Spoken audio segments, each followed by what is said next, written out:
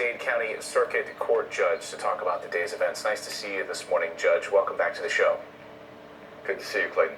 Thank you. One of the issues that has arisen out of the horrific attack in Dallas is the way in which the perpetrator, the suspect, was taken down after that standoff, after shooting 5 police officers. We now know, given the press conference yesterday from the police chief, that in fact he was killed by a bomb affixed to a robot.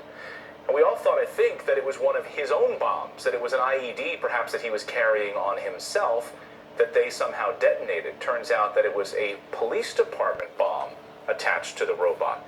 Is this concerning, as some have raised, or is this the future of law enforcement in this country?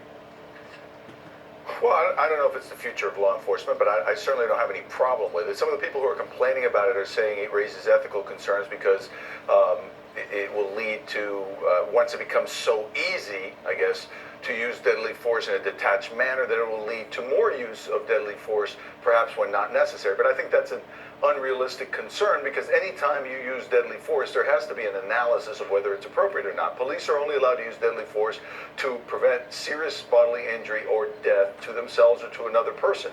So that calculation goes in when they draw their gun, when they decide to shoot. To the perpetrator who's getting killed, I don't think it much matters to him whether it's a SWAT sniper who shoots him in the head or a robot that blows him up. But what about it's the a rest distinction of us? without a difference. I mean, look, I would never defend this guy. If anyone deserves to be killed by the police, it's him. Obviously, it goes without saying. But you don't think it's a little weird that the U.S. government using bombs against its own citizens? Again, I'm glad this happened, but going forward, that doesn't make you uncomfortable at all? No, because they're not using indiscriminately bombs against their own citizens. They're not wiping out a building. What they're doing is the same thing they would be doing if a sniper shot a hostage taker, which they do all the time. They're making a calculated decision. The other option was to go through the doorway with more police officers at a guy who was armed, who had already killed 5 and had now started shooting back at police again. Chances are another police officer would have gotten shot coming through that doorway. The perpetrator would have gotten killed, but perhaps at the cost of another police officer's life. So the idea that they decided to use a small device, put it on a robot, and send it in there to do the same thing that a SWAT sniper would do doesn't bother me in the least. Now, obviously, if they do it in a situation where deadly force is not warranted, that's improper regardless of what method they use.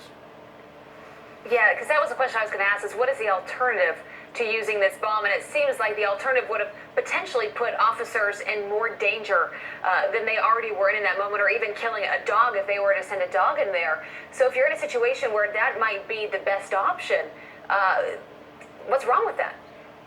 Well, I'm in favor of protecting police officers and other innocent people. If they had not gone through and used that method, let's say, and they were waiting for a SWAT team to team up and go in there, and the guy shot out the window and killed somebody's son or somebody's daughter, I'd feel much worse than them using a robot to take them out. Is this like similar to a drone? The debate we have over drones being able to go and kill someone.